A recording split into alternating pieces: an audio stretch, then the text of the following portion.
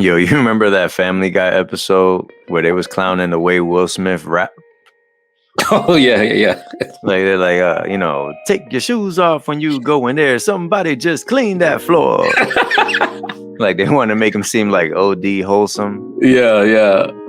Yo, it's funny because I went through like that little Will Smith phase when I was, I think like in middle school, where I was like tapping into his catalog of like the old like story kind of raps that he used to do and stuff like that. Did you ever like go through his catalog? No, not really for Will Smith, but it was more so just because I wasn't really tapped into music the way I'm tapped in now. I feel like if it was me, thinking the way I think now, I probably would have tapped in. I don't know if I would have actually liked it, but I would have at least tapped in because he definitely was at a point in his career where it's like, bro, you got to know who Will Smith is. You know what I'm saying? Yeah. It's not my style of music, but I appreciate how it was put together. Yeah. It was very well produced, Jazzy Jeff and Will Smith, just the way they kind of put it together and the way they like had the concepts of the songs and stuff like that. It was dope. It was like a dope idea and it was very cleanly done, but definitely not my cup of tea. Yeah, no, I feel that. But funny enough, like all the songs that he did for like a movie soundtrack, I always found them mad fire, like the Men in Black, the Wild Wild West, the second Men in Black, the black suits joint. Oh, and I like the Just the Two of Us remake that he did. That song's hard. The one with his son, his first son. You know what I always think about when I think about the Men in Black joint is like every time I go to Universal Studios and you get off the Men in Black ride and they're playing that song on repeat. No, and it's just like obviously it's the movie, but it's just like that movie came out like 2 decades ago, and they've been playing that song on repeat for 2 decades, bro. Dog, Will Smith had Cisco talking about Wild Wild West, top of his lungs, bro. We going straight to the Wild Wild West, like a movie theme song, and Cisco just singing his heart out, bro. Talking about the Wild Wild West. Only Will Smith, bro. Yeah, bro. Another movie song. I don't know, bro. They used to have the movie songs back in the day, and the movie songs used to hit, dog. I don't know. Space Jam was hard, bro. Bro, the LL Cool J, the shark fin joint from Deep Blue Sea. Yeah. You remember that? Ooh, that was a LimeWire classic, bro.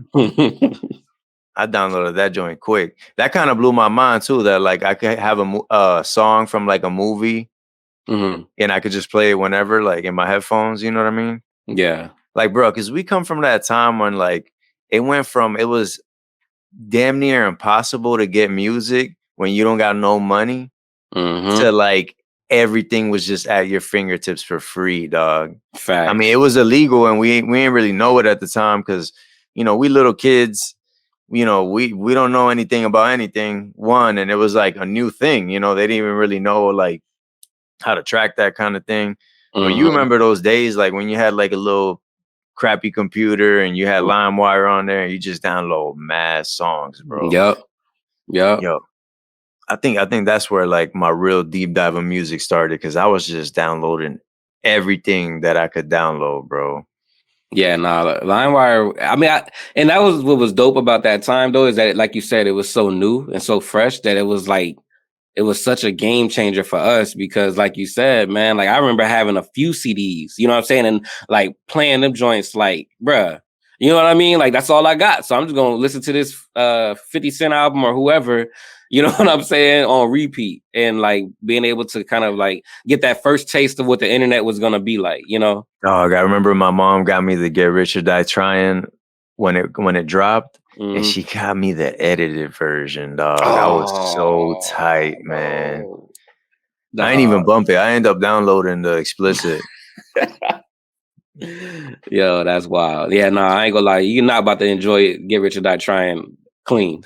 I don't enjoy any music edited. Anything that's like edited, period, like in the true sense. Anything that has been modified for a different way to consume it, it's trash to me.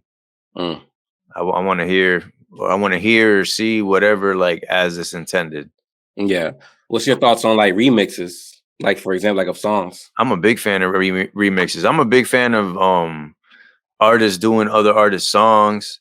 I'm I don't know, man. I'm I got like a crazy big range of type of music that I listen to and stuff. Mm, And part of that is like, bro, remixes, alternate versions, different verses. Like there's so many variations of like a different version of a song. mm, And I like to listen to all of them just to kind of see like who made what tweaks to make that version to kind of make it more in their image, mm. and which one kind of was the one that I'm like, yeah, this is the one. You know what I mean? Yeah, yeah, I feel you. Because there's like a lot of R&B songs from back in the day that were like indie type hits, and indie in a different way because obviously it was a different time, but like a song that was like not on like national radio, but maybe it was getting like regional play, a dope R&B song, and then the song wouldn't blow up until they did like a rapper version of it. You know what I mean? Where like Yeah, maybe that's the how I felt singer about is just on the hook, you know? So Into You, the Tamia joint. I didn't know that song before the Fabulous version. Mm-hmm. I mean And and they could have been popular, but I didn't know it before the Fabulous version. yeah, it was definitely on a different type of radio. Like it was like more in that contemporary, you know what I mean, radio stations that would Hmm. play. But yeah, like it I seen a little video the other day about how All for One and some country singer did the same songs like back in the 90s. The I Swear joint, they Mm. did their version, obviously the R&B one that most people remember, but and then that singer did a country version of it. The Oh, okay. same lyrics, same kind of melody, everything. Like they Hmm. literally just dropped the same song at the same time. And then the other song that they did, the I Can Love You Like That, Buddy did the same thing with that too.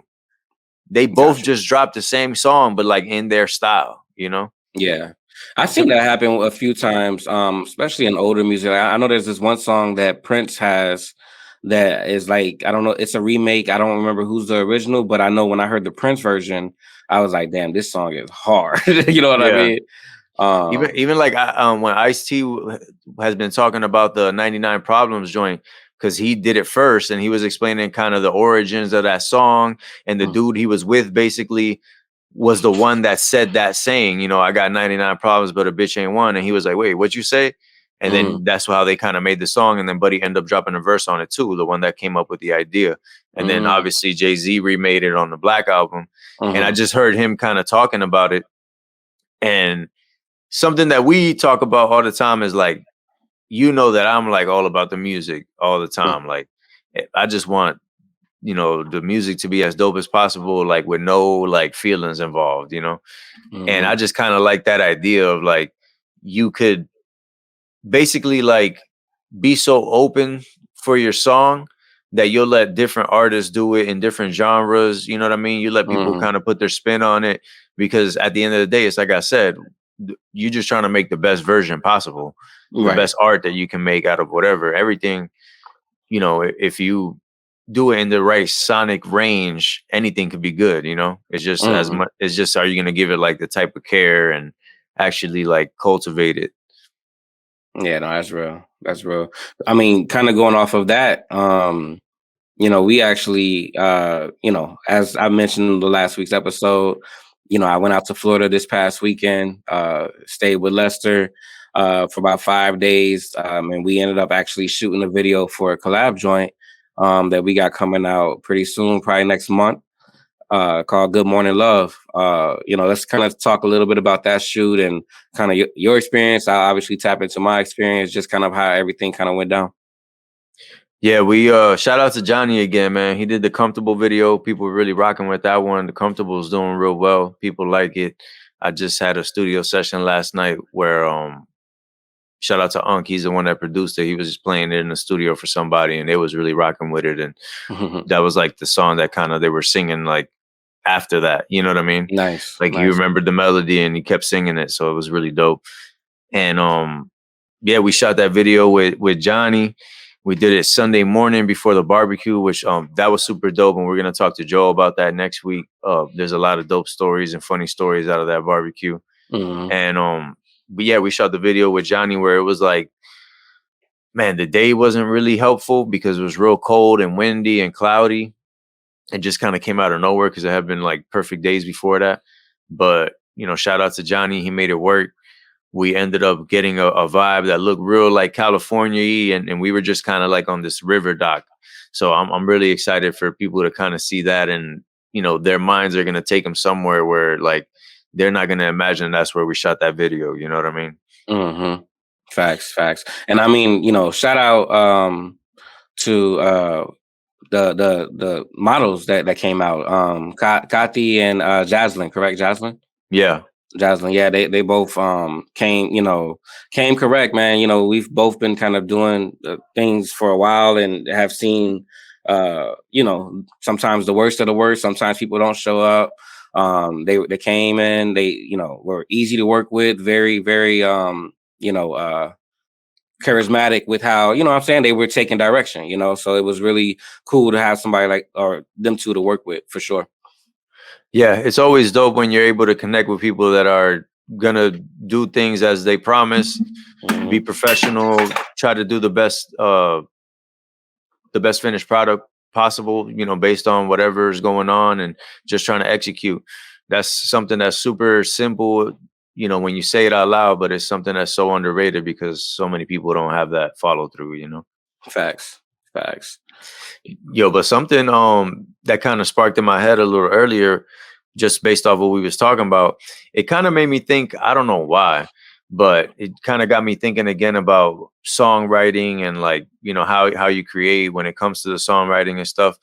And I heard something real interesting today about how Jim Carrey kind of said it very flippantly in a interview. He just kind of threw it in, and it wasn't really like something that he was harping on, but it really made me think, where he was like, whenever he is working on phrasing of like these funny lines in these movies that we all know and love, Ace Ventura, Yes Man, Liar Liar, Mm-hmm. he said, the best part is when he has actually time to work out the lines and memorize them.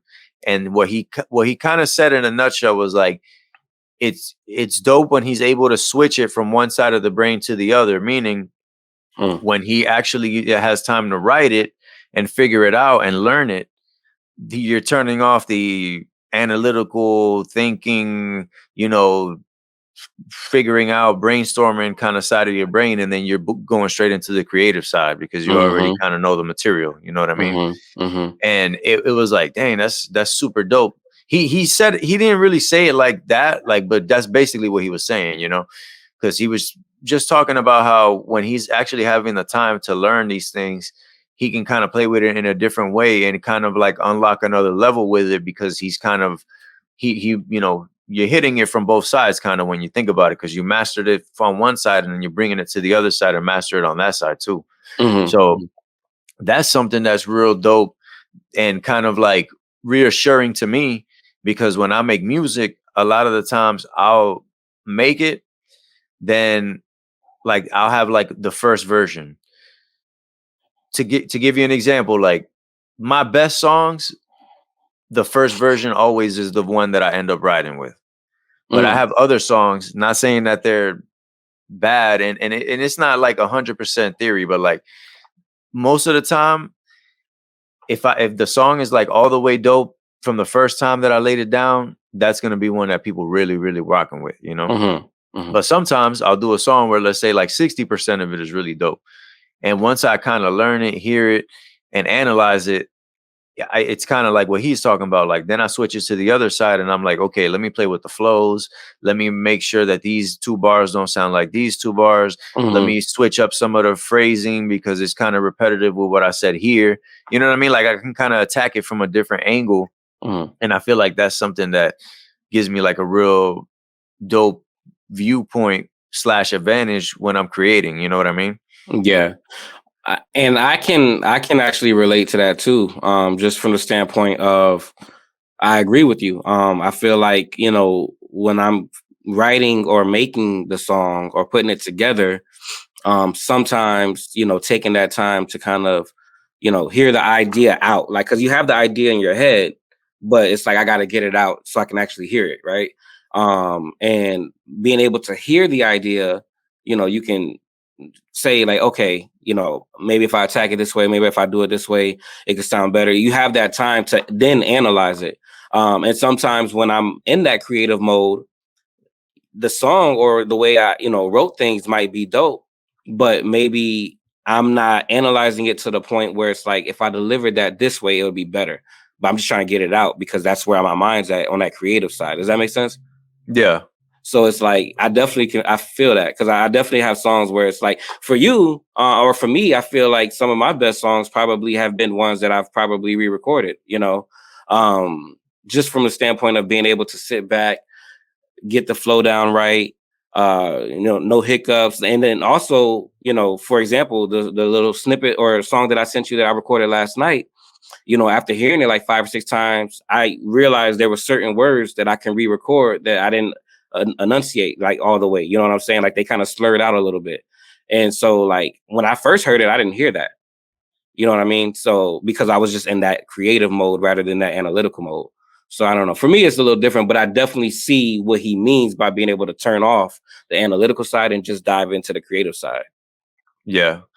I definitely overall, I just feel like drafting is super important when doing anything. You know what I mean? Especially with music. It's like, you know, you're gonna prove yourself right if it's still dope anyway. You know what I'm saying? Like you don't gotta have the mentality of like, yo, I'm gonna do this first try and look how dope it is. You know what I mean? Like so many people get caught up on that, and it's kind of something we've been talking about with the boxing too, like where like boxing is getting dope again because they're losing money trying to they're losing money with everybody trying to be undefeated and fight and trying to pick and choose bums and then wait until they got, a year left in their prime or something, or maybe they're a year past their prime and that's when they want to have these fights. You know what I mean? Yeah. And it's like they've kind of adjusted now where like you're having a lot of undefeated fighters go against each other.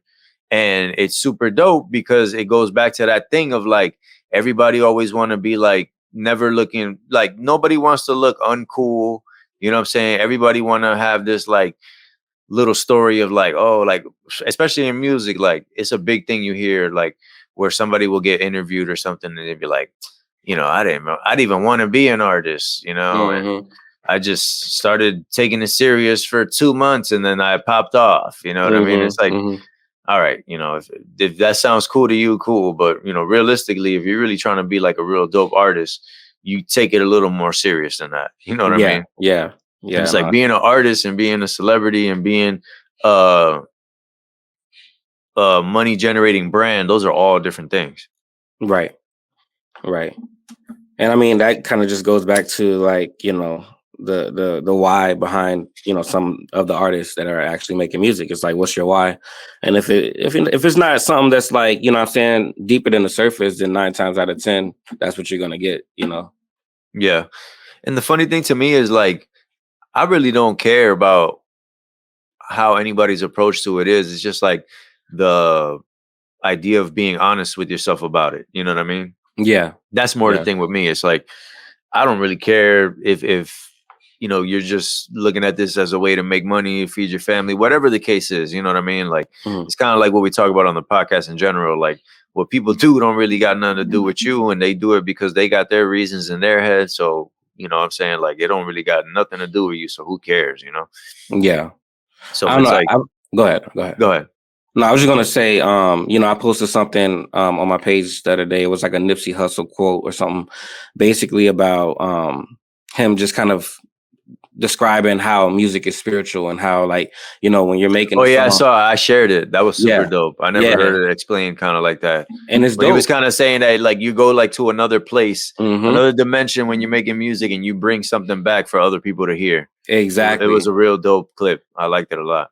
Same. And I feel like, that was such a dope way to explain it from the standpoint, just going off of what you were just talking about, how certain people, and again, I don't care why people get into music neither, but you can see who actually goes to those places with the mindset of like, I just want to make a dope song.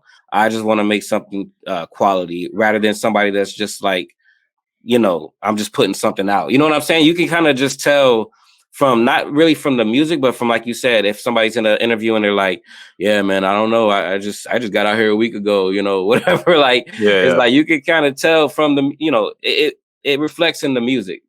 If you think about it, it definitely reflects. Yeah, and then the funny thing about music is like there's an audience for each version of an artist. You know what I mean? Like Mm-hmm. there's Mm-hmm. people that kind of like the dumbed down trendy stuff. There's people that kind of like the just straight witty kind of stuff. There's people that like the whole artistry side of it. Like there's just so many ways to attack it, and everybody listens to it different and experiences it differently. And it's just like overall the dope thing about music. And I feel like that's why everybody's just gotta be honest with themselves about like where their place is in it. You know what I mean? Because Mm-hmm. at the end of the day, man, we're just pulling sounds out the air. Like, you know what I'm saying? Some people kind of take it too serious or like wanna I don't know. I feel like sometimes people put an unfair expectation on the music, you know what I'm saying, of like Mm-hmm. what it needs to be for them. Mm-hmm. And it's like, bruh, like the music is just the music. You know, you gotta use it however you need to use it, you know? Mm-hmm. And that's like anything, you know, like anybody in any field or like anybody that's trying to go after something, there's always gonna be that one thing that it's like you can kind of make that the boogeyman, you know, if you're just not gonna be honest with yourself, you know? Yeah, no, that's facts. That's facts. I feel like that's something that's like over time, you know, you can either learn it or not, but over time you kind of start to learn it, and it helps you grow. I feel like that's one of the things with me, bro, is like, especially over the last few years, man, I've really kind of just started to accept, you know, and love everything about myself. You know what I'm saying? Like, obviously, I'm still working through that, but I feel like over the last few years, more than ever, probably in a long time, I've really started to just accept and love like all the little quirky stuff about myself. You know what I'm saying? That like you probably was like, damn, I don't know why I even do that. But it's like that's you, that's me. So yeah, man, for sure. Yeah, it goes kind of hand in hand with like music and just anything in general where like with the music it's the thing that we talked about before. You got to record, you know, you got to get to a point where you're just so versed and fluid with it that you can connect all the dots. And Mm-hmm. that's just with anything else in life. And there's so many people that, like I said, they always got to create some kind of boogeyman somewhere else that's far off in the distance, not realizing they're in full control of their own life. You Mm-hmm. know, like to me, Exactly. that's like the most corny thing. You know what I mean? And it's like if I see that you're kind of in that mind state, I'm I'm the type of person, bro, that like I don't give unwarranted advice. I'll listen to your stupid little story and Mm-hmm. I'll just laugh at it, just react in the sense of what it is, but I'm not gonna give you no feedback on it. You know what I mean? Mm-hmm. And that's something to me that's just super fascinating. Like I was even talking about it the other day with my father-in-law. Like I would almost be more interested in seeing like if you could go into the mind of somebody, a smart person or a dumb person, I would almost just rather, I mean, not almost, I'm for sure I would rather go into the dumb person's mind to see how they rationalize the stuff that they do and how they make it make sense. You know what I mean? Like, because to me, it got to be pure delusion. You know what I mean? So, Mm-hmm. like, I would just love to be in the mind of somebody like that and just kind of see like where are you drawing these conclusions from, like the type of people I'm talking about is like people that clearly don't take responsibility for the things that they do, people Mm-hmm. that clearly don't want to accept their own flaws and work through them. Like that's something that don't got nothing to do with like the type of person you are. It just got to do with something that's black and white that you wear on your vibe. You know what I'm saying? Like that's Mm-hmm. something that you're always gonna pick up off somebody, and though like that kind of plays into the whole barbecue thing. And I'm excited to talk about that with you and Joe next week Mm-hmm. because that barbecue was like everybody that was on the vibe that we're on. You know what I mean? Like it Mm-hmm. was kind of like a grounded show barbecue. Yeah, And that's why it facts. was something that was so dope that we want to talk about. But going off of that, it's like everybody that was there was super cool. You never felt a vibe of like you had to had your guard up. You know what I'm Mm-hmm. saying? Everybody was cool, even people that didn't really know each other. It's like if you're here, you're dope. Cool. You Yeah, know what I mean? exactly. Like Mm-hmm. the people that are here are they supposed to be here. You know what I mean? Yep. And shout out to January. And the only reason I say that is because when you said that, the if you're here, you're dope. It reminded me of brunch that I went to at her place about 2 or 3 weeks ago.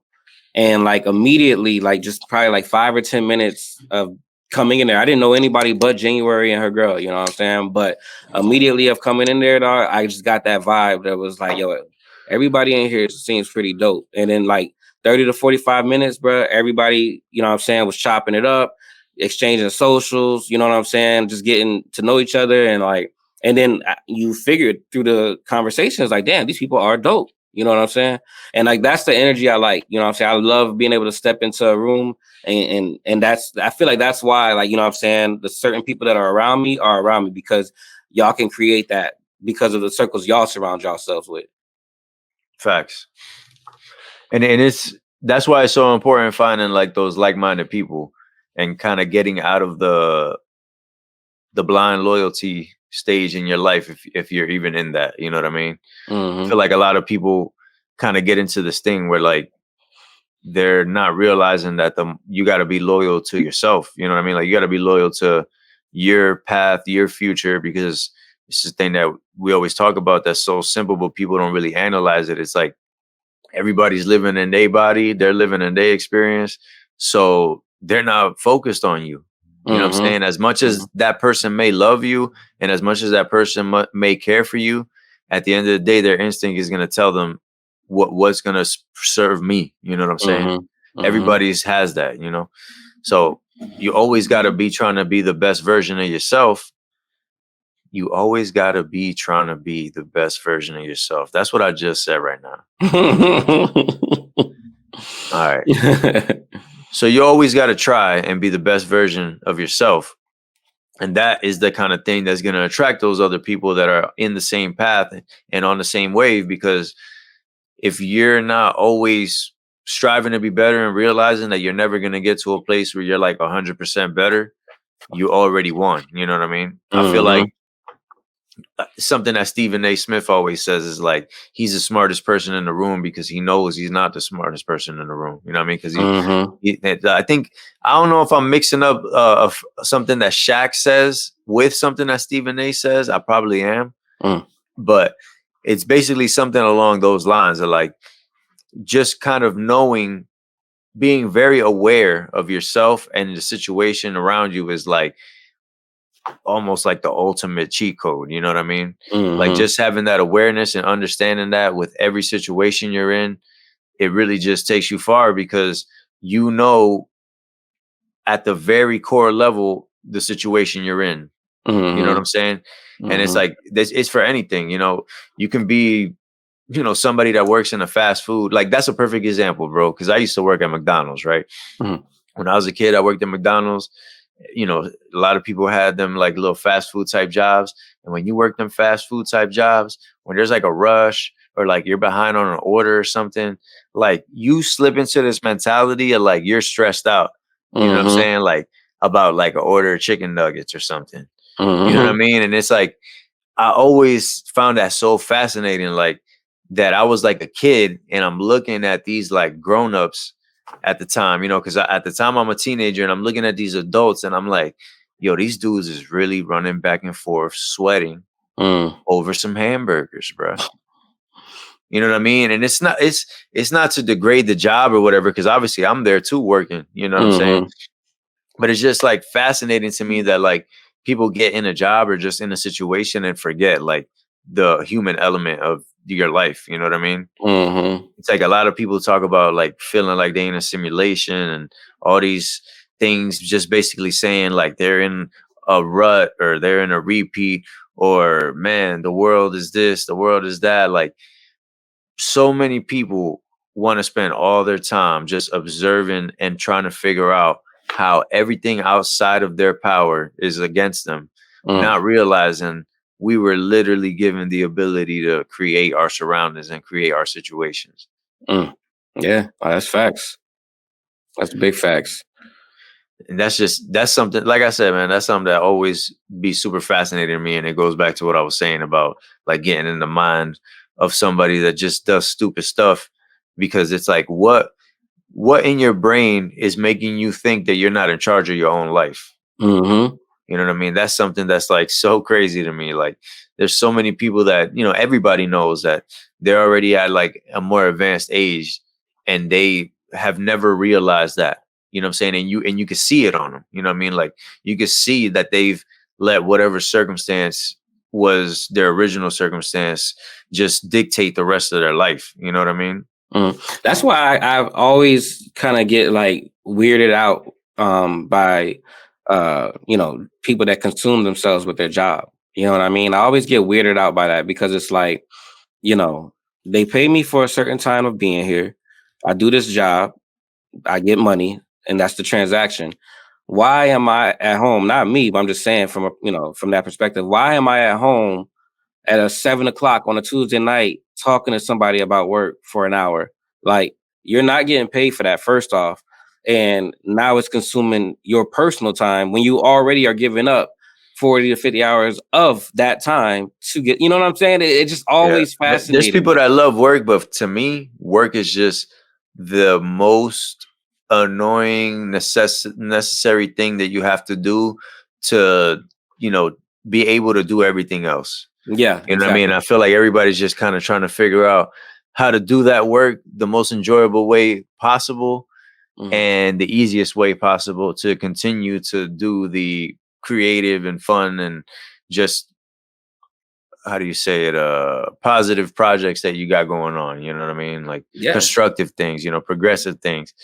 You need that job for it, and I understand that some people, that's another thing with like school, like people go to school for a job and then they're like, I'm gonna be doing this until I'm X years old. Like it's like, how, I don't know, that's kind of crazy to me that you could just decide to do something and not even like give a thought or give an opening for something else to creep in. You know what I mean? Mhm. Mhm. It's like, how are you so sure that this is your path? I'm not saying that it's not. That's what I'm asking. It's like, how do these people just know, like, I'm not gonna try anything else, or I'm not gonna explore anything. I'm just gonna say I'm this type of person and that's it. Right. I mean, not everybody's built like that. You know what I'm saying? Some people are just, they kind of are followers in a sense. You know what I'm saying? Like you told all throughout your childhood, go to school, get a good job. You do that, you get your job, and that's kind of where it stops. You know what I'm saying? You never even thought about other options to the situation, like, or you know what I'm saying, using that job to do something they actually love to do. You know what I'm saying? Like, there's ways around it and there's ways that you can do both. It just takes balance and hard work. It just takes work. You know what I mean? Like, hard work. Like, some Yeah, people, they go to work and they just do what's necessary to get by. Sometimes, you know what I'm saying, if you're working hard at work and you're working hard on whatever you got going on, both of those situations are going to win. yeah. It's definitely one of those things where it's super disappointing when you see somebody that kind of limits themselves with the job Hmm. and they kind of put themselves in a box and don't really realize that they're the ones that can get out of it. You know what I mean? Hmm. And it's like, it's not something where, because we talked about it before too. It's not something where I'm saying like, oh, you got to do your own thing. Like, nah, you just got to figure out a job that makes sense for you and how you can leverage that to give you a better life. You know what I Hmm. mean? And at the end of the Hmm. day, and we'll kind of wrap with this. Like, that's kind of like the human element I'm talking about. Like, and it's something that I mentioned before. Like, whenever I used to have like a regular job, I would always be like, okay, I'm gonna be on time and I'm gonna do my job better than everybody else. When you Hmm. do that, you're automatically on it. Like the employee handbook don't apply to you no more. You know what I'm Hmm. saying? Because when you level with your boss and say, "Hey, look at what," you know what I'm saying, look at what I'm giving you. Look at the consistency. Look at, you can count on me. They're not gonna treat you by the book. Right. You get what I'm Right. saying? And it's like, bro, why would you go to work to try and like cause friction of like, oh, I'm not gonna work. Oh, what are they? Oh, how they gonna tell me what to do? oh, I'll do it, but I'm not gonna finish it, just for the principle, or you know what I'm saying? Like, it's Mm, like there's so many dumb things that people do with their day that they're not even realizing. It's like, dog, you gotta be at work anyway, and it's harder to fake work than to just work. right, You know what I right. mean? So it's like I don't even understand the idea of that. And just to kind of sum everything up, really what I'm trying to say is you gotta like actually like put in the legwork, and you gotta get past, like, it's just like working out, bro. Like, you gotta get past that stage where you're sore every day. You know why you're sore Mhm. every day? That's your body telling you. It's just like flossing, bro. If you floss and your teeth bleed, that's your body telling you you don't floss, you dirty mother. You know what I'm saying? Yeah, Like, it's the same thing with working out. If you're working out and you feeling sore and crazy the next every day, guess what? It's because you're not using your body to the best ability of your body. You know facts, what I'm saying? facts. So with that, I'm just gonna say next week we're gonna have that conversation about the most fire barbecue of all time, and we actually got some footage of it, and that's gonna be wrapped up in the story. It's gonna be super funny, man. I can't wait to talk about that. And stay butter.